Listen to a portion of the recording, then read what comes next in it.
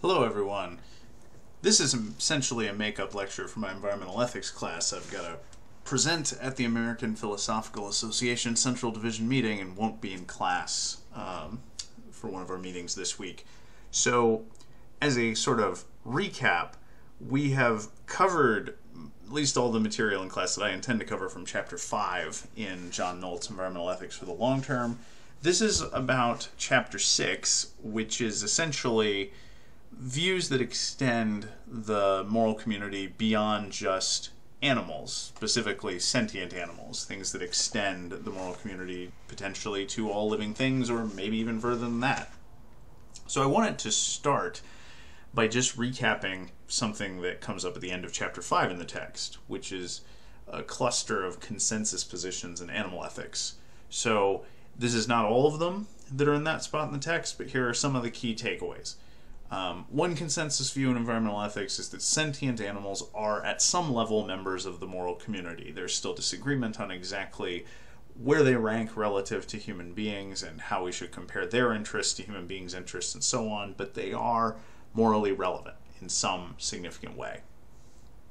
Second, at a bare minimum, causing severe harm to sentient animals is wrong unless there's some kind of legitimate moral justification. You got to have, just like with human beings, if you're going to impose serious harm on them, you got to have some kind of justification for imposing serious suffering on animals. Number 3, we've got special responsibilities to animals that are in our care. This came out the most in our discussion of Claire Palmer's work, right, about the difference between our duties to wild animals and our duties to domesticated animals. When animals are dependent on us in some sense for their care, then we incur special responsibilities to them to look out for their welfare and to take it into consideration. Same goes, so the paradigm case is pets, but this would also apply to some degree to domesticated farm animals, to animals that are in zoos or otherwise in captivity, and so on. Another consensus view that we had an activity, we didn't quite have enough time to discuss this in depth, but we had an activity about the hunting regulations in Arizona. A general view in environmental ethics is that hunting or fishing purely for sport, just for the hell of it, for entertainment, is morally wrong. It's kind of related to point number 2, right? Obviously, if you're going out and you're killing an animal, you're causing it some kind of harm, at least if it's a sentient, conscious animal.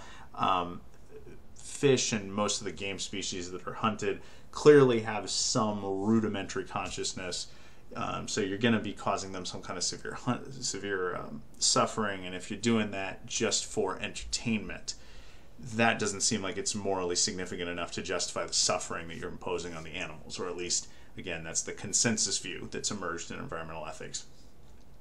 And another big one is that factory farming just causes too much animal suffering to be morally justified.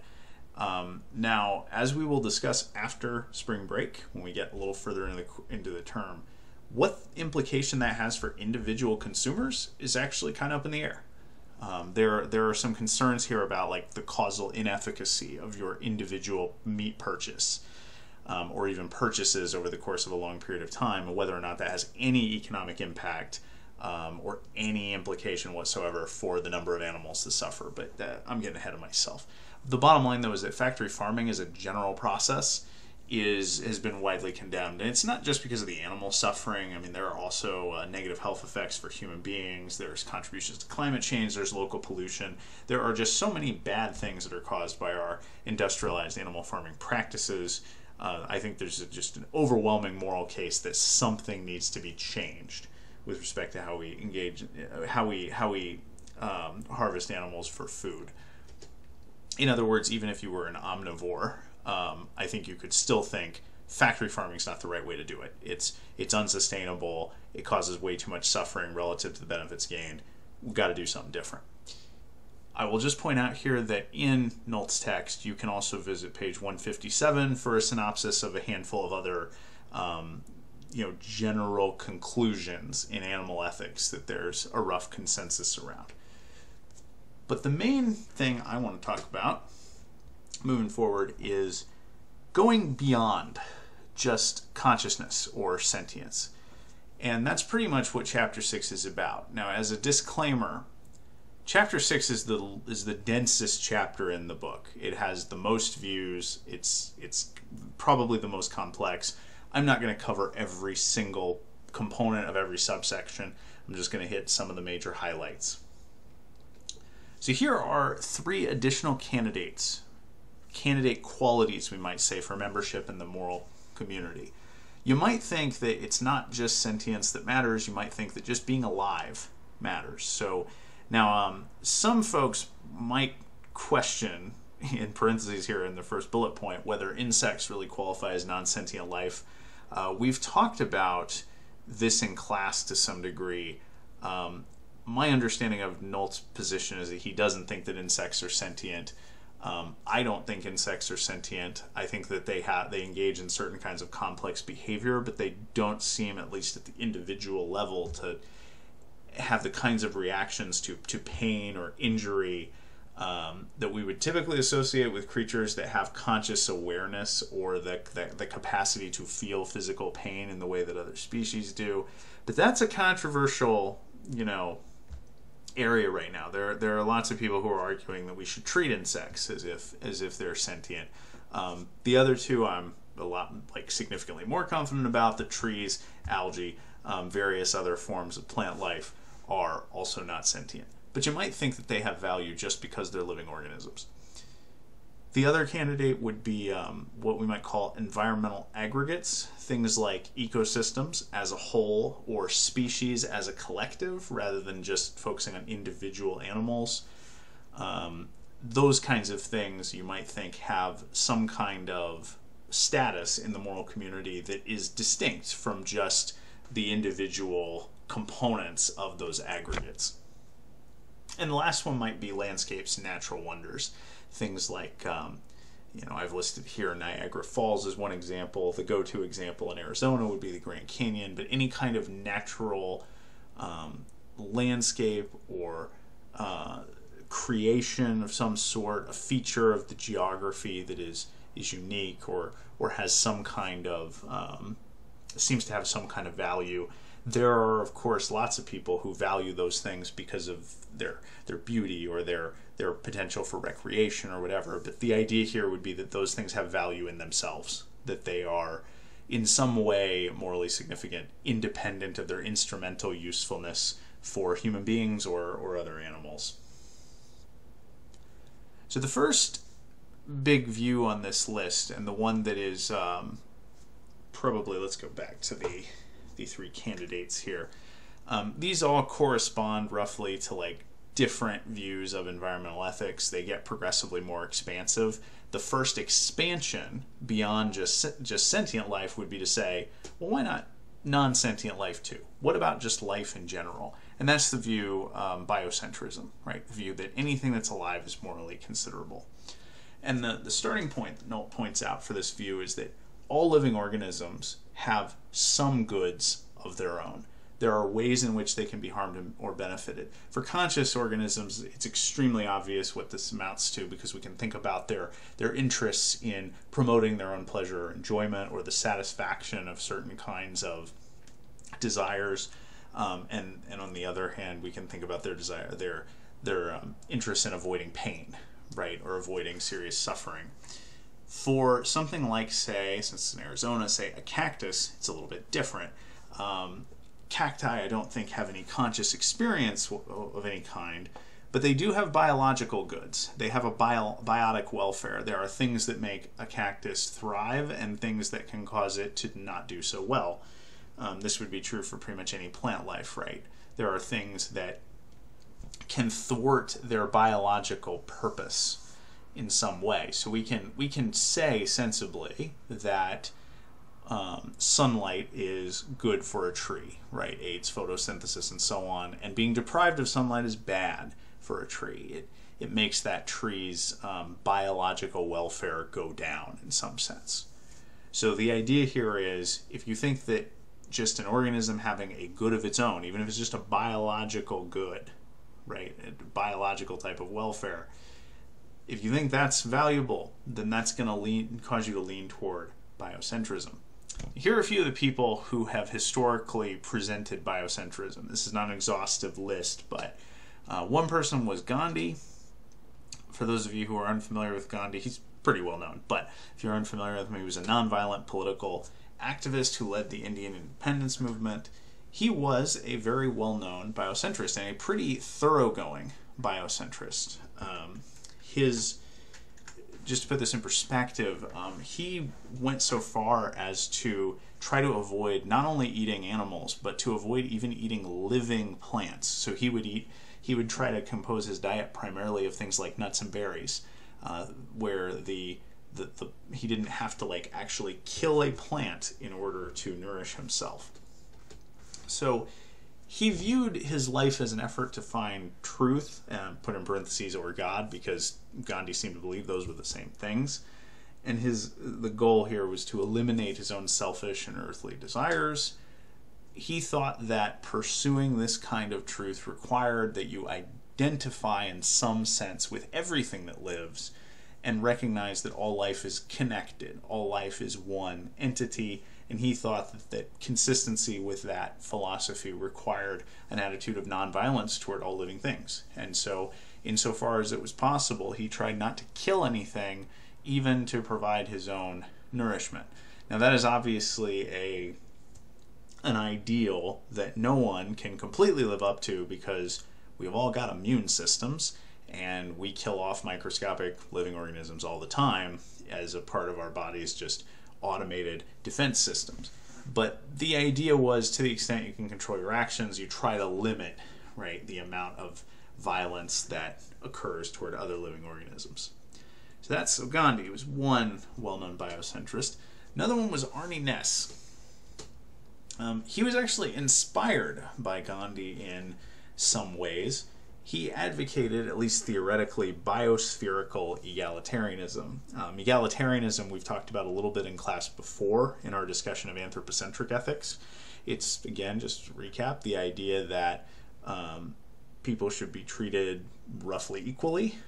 And so if we're extending that to a biocentric outlook, then it becomes the idea that all living things are entitled to certain forms of equal treatment or equal moral status. In Naess's words, he thought it meant that all living things have an equal right to live and blossom. We could maybe rephrase that in a sort of virtue ethical sense, like live and flourish, or something like that. He thought that ethics was in large part an exercise in self-realization, where you are trying to expand your sense of self to include the interests of others. And this is a really significant expansion, because it's not just other people and it's not just other animals, it's all living organisms. His term for biocentric egalitarianism was the heading up here, deep ecology. It was based on the idea of trying to identify with other creatures and equate their interests with your own. So it's sort of an interest, it's kind of I guess I would say, creative way of trying to further ethics by making your ethical desires the equivalent to your self-interested desires, right? Because if you identify these other creatures' interests as being your own interests, then just acting in your own interests, like just being a rational agent, suddenly is furthering the interests of other organisms. So you've kind of united your self-interest and moral obligation at the same time. But this can work in the human case in some contexts, like when we get really, really attached to certain friends or form deep romantic relationships and so on. We often identify other people's goals as being consistent with our own goals, right? So your spouse might have a career ambition, for example, that becomes so important to you that you feel like it's just as much in your interest for her to be able to achieve her goal as she does for herself. But this is more radical, right? Because we're extending this idea to all other living organisms. And that kind of brings us to some of the problems that Nolt highlights. Frankly, it's just really difficult to identify with other creatures. We might be able to do it with some. particularly like some of the mammals that we see regularly. Like people can kind of identify with their dogs and their cats. We even kind of anthropomorphize them in our own interactions with them, and the way we communicate with them or talk to them and so on. But that's hard to do if we're talking about like microscopic organisms or plants, or even just like weird stuff like, I don't know, a blobfish, or a I don't know, some kind of gnarly bird, or even just a seagull, which is not really a gnarly bird but is just kind of annoying. It's going to be hard to identify with all of those creatures if we're being sort of intellectually honest about our capacities. I think a lot of people are going to have trouble psychologically doing that. The other problem is that you just have lots of instances where life competes with other life for basic resources and needs, and this ethic doesn't really give you a lot of resources for knowing what to do in those situations. Like, if you're equating your interests with the interests of other creatures, well, suppose that you got a wolf hunting a deer, and you identify with both the wolf and the deer and want to promote their interests. Well, in that situation, one of them is either the wolf's going hungry or the deer's getting eaten. One of the two is happening. There's no way to promote both interests simultaneously. So what do you do, right? How do you make sense of that on this ethic? There's no easy solution to that, and there are going to be tons of kind of these interspecies conflicts that are going to be in need of resolution. Now, here's another crack at biocentrism. This is from Albert Schweitzer, his idea of reverence for life. He believed that there was a will to live in all living things, and the basic argument behind his reverence for life is that he thinks we should, and do in fact, have a certain reverence for the will to live in our own lives, right, in the human case. And he thinks that if we're being consistent, we should also have a reverence for the will to live that's present in all other living things. So he's trying to sort of get you to take on an assumption that seems pretty, conventional, namely that we respect people's desire to live because we because we respect and value and revere people's desire to live. We should extend that across species, and to not just to some species, but to all living things, because all living things, in his view, have some desire. Not maybe a conscious desire, but like a certain will to live doesn't require consciousness. It just means a sort of like a teleology, right? A sort of biological functioning that's conducive to continued existence, and in the long run, the perpetuation of the species. So this gets us kind of into a problem, though. We might ask ourselves, why exactly do we care about this will to live? What's so valuable about it? One reason is we might think, well, will to live is valuable if it's present in conscious individuals because it represents some kind of rationally considered desire, or even if it's in like a lower level animal, it's at least some kind of consciously held desire, right? Maybe that's what makes it valuable. Maybe that's what makes us, have the appropriate reverence for it. But if it requires consciousness or conscious awareness in some sense, then that doesn't entail having reverence for all life. So that can't be what Schweitzer's after. He's got to think that it means something like biological functioning, because that's the only way you can get an extension to all life out of this argument. But if a will to live refers to biological functioning, then we might just deny that we have reverence for that particular feature of ourselves. Here's a thought experiment that might motivate that idea. Imagine if you, when you're, say, 60 years old, you get into a really serious car accident and you can only continue to exist in a persistent vegetative state. Your brain can no longer function at a level that generates consciousness or conscious experience. So you could continue to live for a really long time on a respirator and with a feeding tube in a persistent vegetative state. But is that really all that valuable? Would it really matter to you a whole lot if, say, your proxy decision makers, maybe your family members, your children, or whomever, after a while, after it became clear you weren't going to come out of this persistent vegetative state, if they elected to remove the feeding tube? or remove the respirator and allow you to die, would that really represent some kind of great loss? If you think the answer is no, then that would suggest that mere biological functioning doesn't really carry that much moral weight. So if Schweitzer's going this second route and thinking the will to live is about biological functioning, then some people are just going to deny that we really have reverence for that particular feature of ourselves, right? Conscious experience is what we really care about. So there's a dilemma here that his argument kind of faces that's going to be tough to work out. There's another brand of deontological biocentrism, and of the ones that Nolt samples in his chapter, this is the most complex and thorough one. This is Paul Taylor's Respect for Nature. I'm not there. I've actually have read Paul Taylor's book called Respect for Nature, and it is an incredibly complex ethic. The core of it is kind of like taking Tom Regan's example of inherent value, right? He applied the concept of inherent value to animals, and he said, hey, certain animals that are subjects of a life have this inherent value. And because they have this inherent value, they are entitled to certain basic prima facie rights that human beings have. And we can't just exploit them for our own benefit.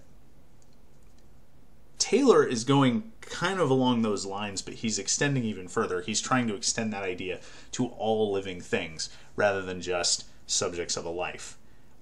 He's trying to say all beings have some level of inherent worth, and they all have it equally.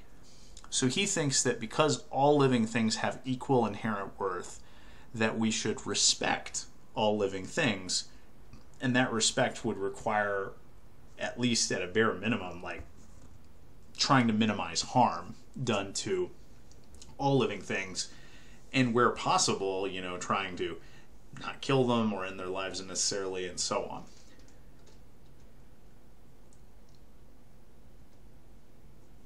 The concept of inherent worth here is kind of related to a question that came up last week in discussion, which is it was about the concept of intrinsic value. And I mentioned that if you look at the history of environmental ethics, there are a lot of instances where the terms inherent value, intrinsic value, non-instrumental value, and a couple of similar terms, these things are all used kind of interchangeably, but people seem to have different meanings, right?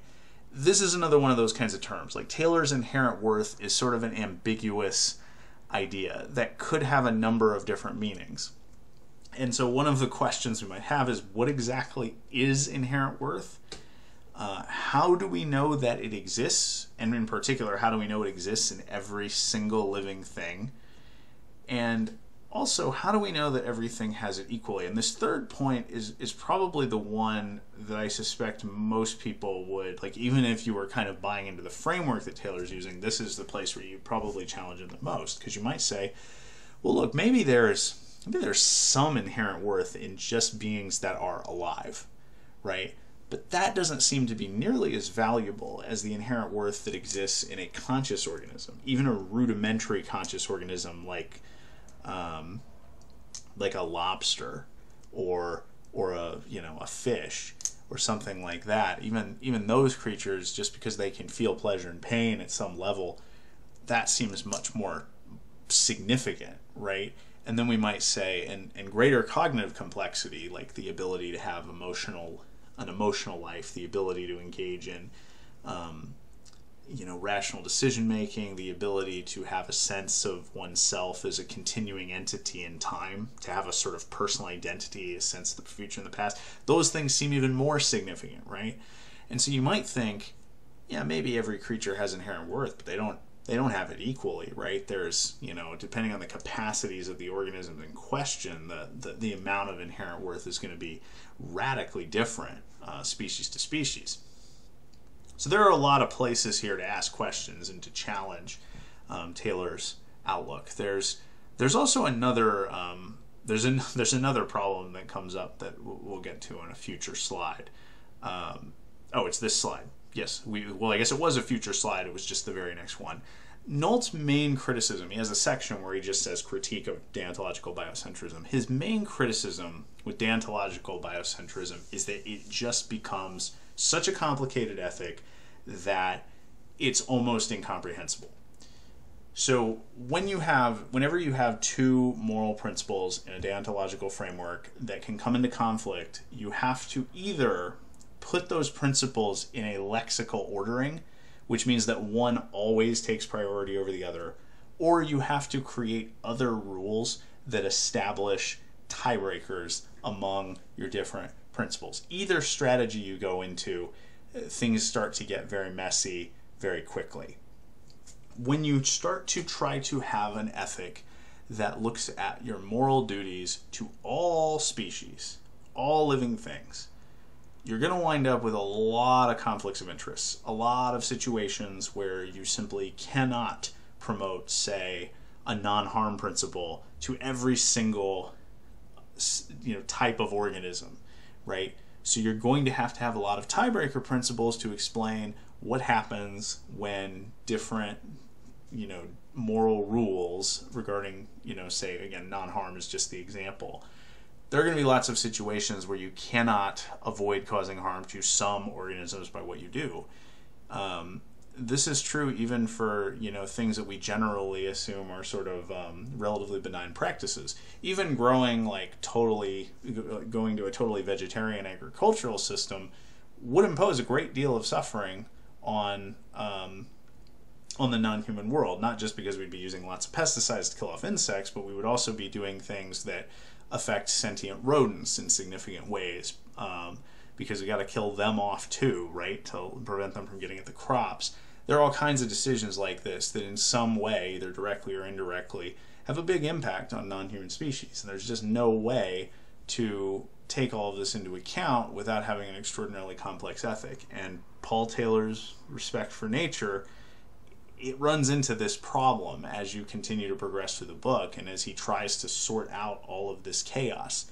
I will give him credit. It's an admirable attempt because he takes the problem seriously and he does try to resolve it and does try to posit rules as tiebreakers and so on, but it just gets so convoluted that it borders on being incomprehensible. It also runs into tons of problems in application. And so if you think that one of the things we want out of our sort of environmental ethics approach is something that we could actually use to get some insight into policy decisions and such, deontological biocentrism is going to have some problems here. So what about the other strand of biocentrism, like the other big candidate, right? Consequentialist biocentrism. So this is biocentrism that looks at outcomes, right, and tries to assess what to do in terms of the best overall outcomes for all living organisms. Nolt breaks down welfare into three different types. Biotic welfare, which is just I've used the phrase biological welfare a few times already in this lecture. I'm in that sort of interchangeably here. We're talking about biological health, things that go well in terms of an organism's biological health. That can apply to any living thing. It does not have to have consciousness or rationality or any other higher order capacity for that to be true. Hedonic welfare, in contrast, does require at least consciousness because there have to be some experiences, positive or negative, that the creature in question is capable of having. And so pleasure counts as positive hedonic welfare, pain as negative hedonic welfare. On biotic welfare, anything that promotes the biological health of an organism would have a positive value. Anything that detracts from that biological health would have a negative value. And then there's agential welfare, which is a little more complicated. This is the welfare that gets tied to people's rational choices, but it's not just reducible to hedonic welfare. So when people make certain choices relevant to their life plans or goals, sometimes they do things that actually kind of make them worse off in a hedonic sense.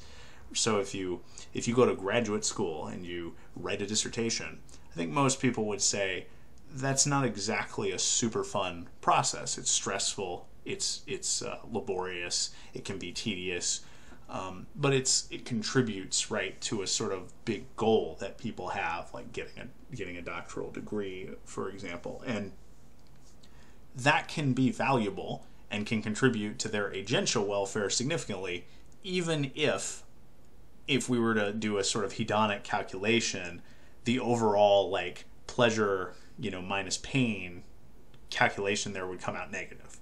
And there's lots of stuff like that that we have in our lives where the hedonic calculation might come out negative, but the experiences that we have are meaningful and valuable to us for other reasons, right? Because they contribute to life goals or things like that.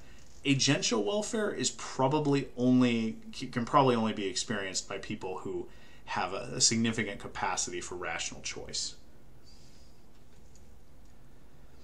Now, the goal of biocentric consequentialism in general is to promote the best outcome insofar as that's possible. We've already kind of gone through the consequentialist decision procedure in this class, but again, just quick recap because that's been 3-4 weeks ago. You want to identify all available courses of action, figure out what the probable effects of all those actions would be on others' welfare, and then you choose the action that best promotes the overall welfare. That's the sort of standard way you would apply a consequentialist framework.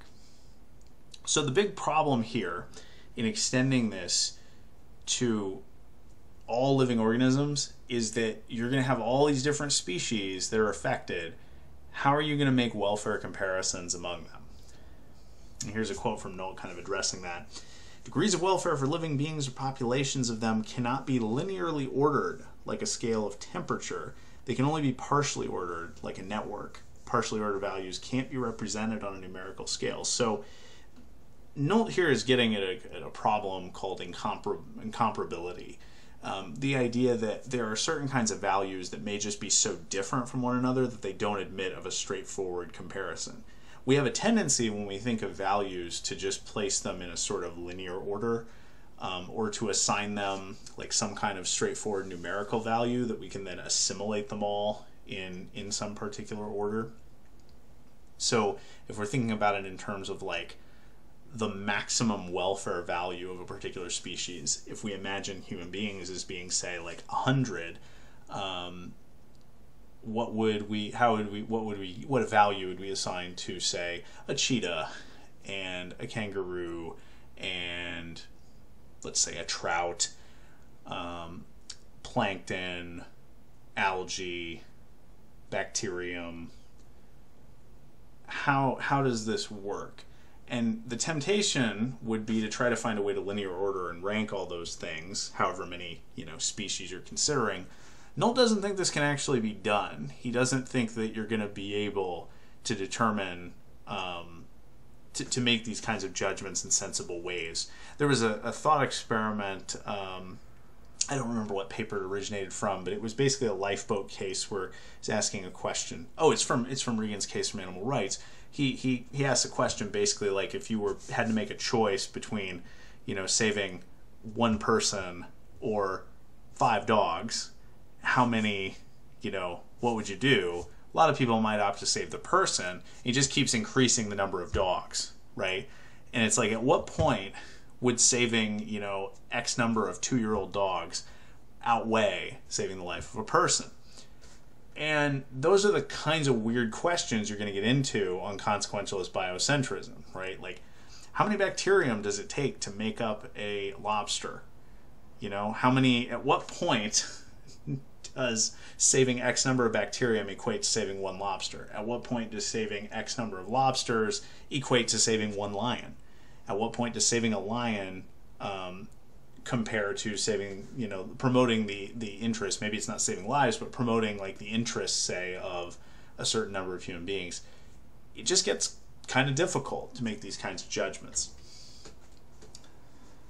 So what Nolt advocates here is trying to develop partial orderings among things. So being able to make comparisons of like A is better than B, and B is better than C, but we might have situations where C is incomparable with D and B is incomparable with D, but we still know that A is superior to D.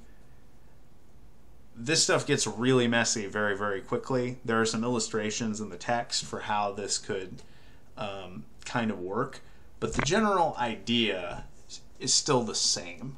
It's you try to avoid actions that are on the whole objectively worse for life. So if you had, say, 6 different options that you could pick, and like options 1 and options 5, we'll say, were incomparable with one another. They both seemed to be better. They were both better than options 2, 3, 4, and 6. But we couldn't figure out which was better between 1 and 5 in terms of promoting overall welfare. Then Nolt would say, you can pick either 1 or 5, you can't pick the other 4, because you've got evidence from your partial orderings of the values in play that 1 and 5 are your best choices. You don't know which choice is better, and there may not be any fact of the matter about which of those 2 choices is better. But you can't pick the other 4. You cannot pick an option that you know is suboptimal. Now, I'm just going to point out something, an impression I have from reading and rereading this text. Remember that Nolt's main criticism of deontological biocentric views is that they're too complex to be useful in practice. But the incomparability stuff is really, really challenging. It is so challenging that Nolt literally wrote a book many years after this one. It came out very recently, literally on the logic of incomparable values. And having seen some of that manuscript, I'll say it's a pretty dense text. It's not something that your ordinary layperson is going to read or understand. There's a question here if incomparable values threaten to make biocentric consequentialism just as complicated as deontological biocentrism. I'll just leave the question here is kind of open for you to think about. But you're going to have a lot of potential incomparability when you're talking about all living organisms. And that is going to be a very challenging question to answer and sort out as to how it could work in practice. Now, to be fair to Nolt, from what I know about what he's been working on since he published this textbook, I know that he is trying to essentially write up a defense of a sort of biocentric consequentialist framework that takes incomparability seriously. Like, he is trying to complete that project. And all I'll say about that is I'm glad that's not my project, because that sounds incredibly difficult. Now, the last thing that I want to put on the table here, does not cover everything that's in this chapter, but the last thing I want to think about, and then I want to put on the table here, is a little bit further expansion beyond biocentrism. Now, the way Nolt defines ecocentrism in the text is he says it's a form of holistic biocentrism according to which ecosystems are morally considerable. When I think of biocentrism, I always think of it as sort of the individualistic sense. If I'm thinking of the collective sense, then I usually think of ecocentrism as being what we're talking about. So, ecocentrism goes beyond just thinking about the welfare of individual organisms. It also ascribes some kind of value to ecological wholes. So this could be things like, at least conceivably, like a species, but it usually means the ecosystem as some kind of general entity. So it's not just the organisms themselves, but also the sort of interconnected web of a place or physical location, like a habitat, and the non-living features of that habitat. So here the idea is, when we're assessing the welfare, say, of an ecosystem, we're not just aggregating the welfare of the individual organisms. We're looking at the holistic entity that is the ecosystem, and we're considering not just how the organisms in it are doing, but also how they are interconnected with one another. How, like, we might look at things like, say, the stability of the population of the species, right? And whether or not there's the right kind of balance in the relationship between predator and prey species, such that there's a sort of general stable continuity among the ecosystem from year to year, and no danger of a population explosion that depletes, like there aren't enough predators, so there become too many herbivores. They eat too many plants, which leads to some kind of ecosystem collapse, right? If we had an ecosystem like that, we'd say the ecosystem is not that healthy. Even though those deer are having a great time, the ecosystem as a whole is not doing so well if it's out of balance like that. Now, probably the most famous ecocentrist in the history of environmental ethics was Aldo Leopold. He was a forest ranger who worked in New Mexico and Arizona, and a big part of his job, and this is one of the things that influenced his views, he was required to kind of aid population stabilization of certain species, but his job required him to shoot wolves and mountain lions beyond what he thought was appropriate, and he witnessed ecosystem collapses as a result of too many predators being eliminated. And it led him to think that a different way of approaching the management of ecosystems was needed.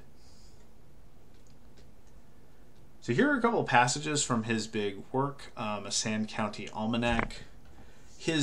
The land ethic, which was the kind of title for the last couple of slides, is his ecological ethic, or his ecocentric ethic. So his take on the land ethic is that it should be almost kind of a stewardship type of ethic. Land ethic changes the role of Homo sapiens from conqueror of the land community to plain member and citizen of it. It implies respect for his fellow members and also respect for the community as such. And the big moral principle here is a thing is right when it tends to preserve the integrity, stability, and beauty of the biotic community. It's wrong when it tends otherwise. So here, right and wrong in this context is being assessed entirely at the level of ecosystem functioning. It's not looking at the welfare of individual organisms. It's not looking at the it's not looking at particular moral principles or duties we have to individual organisms. The responsibilities that we have are entirely at the level of the ecosystem's functioning. Now, it's possible to go beyond even this, to potentially go beyond ecocentrism and even start thinking about the direct moral standing of natural objects or things like that. But this is where I'm going to leave it. This is, we're getting towards the edge of how far moral expansion can go. I will flag one thing about the stuff that's in Chapter 6. There are a fair amount of consensus positions about animal ethics in the environmental ethics community. I started out this presentation with a highlight of some of them.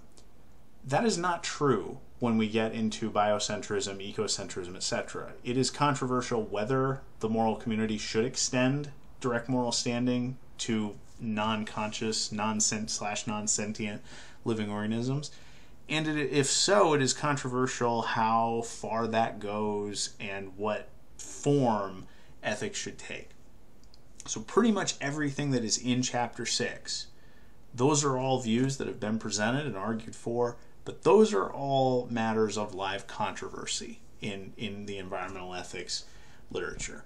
So this is kind of, as we have progressed in our discussion and expansion of the moral community, we started with presently existing human beings and we worked out to future people, and then we looked at not just people but animals, and now it's like not just people and animals but potentially microscopic organisms, living things that are non-conscious, maybe ecosystems as a whole.